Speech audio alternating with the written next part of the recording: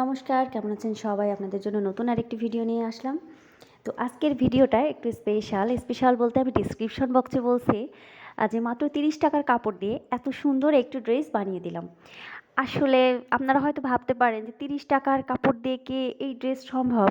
আসলে সম্ভব। আমি তো বলছি ৳৩০ কিন্তু আসলে না, এটা আরও কম। মানে আপনারা যদি ভাবেন তো এইখানে ৳২০ কাপড় আছে। ৳২০ কাপড় আমি এজন্যই বলছি, আমার টোটাল কাপড়টা কেনা ছিল ৳৩০ দিয়ে। কিন্তু সম্পূর্ণ কাপড়টা আমার লাগেনি, প্রায় অর্ধেকটা কাপড় এখনও রয়ে গেছে। আর আমি এটা কিনেছি কলাবাগান থেকে। আর এটার দাম এত কম নেওয়ার কারণ হচ্ছে এটা একটা টুকরো কাপড়।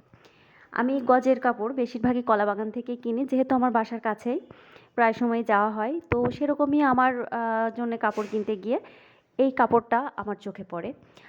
আর দেখা মাত্রই মনে হয় যে আমার মেয়ের জন্যে আমি একটা ফাল্গুনের ড্রেস তৈরি করতে পারি। তো তখন আমার কোনো প্ল্যান ছিল না যে আসলে এটা দিয়ে আমি কি ডিজাইন করব। তারপরেও আমি এটা নিয়ে আসলাম। নিয়ে আসার পরে আমার মনে হলো যে আমি এটা দিয়ে একটু প্যাচ ওয়ার্ক করি।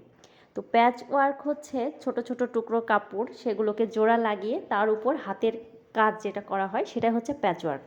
অনেকেই হয়তো জানেন না। তো এটা বিভিন্ন আমি পেজে দেখি যে মানে বেশ ডিমান্ড আছে আর কি এটার। তো আমার শখ হলো যে আমি ওর জন্য একটা এরকম ড্রেসই তৈরি করি। বাসায় যেহেতু আমার এই ধরনের অনেক কাজ করা হয়, তাই কম বেশি টুকরো কাপড় বিভিন্ন কালারের আমার বাসায়ই থাকে। এগুলো আর আমি আলাদা করে কিনে নিই।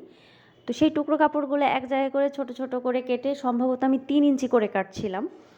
তো মানে 3 ইঞ্চি বাই 3 ইঞ্চি এভাবে কেটে কাপড়গুলোকে এই যে এইভাবে আমি জুড়ে দিয়েছি।